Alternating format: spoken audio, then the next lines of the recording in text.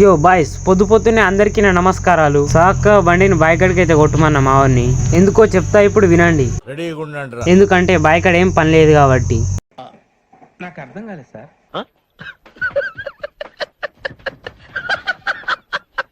యో గైస్, మీరేం పట్టించుకోకండి, ఏదో సరదాగా అన్నా నేను.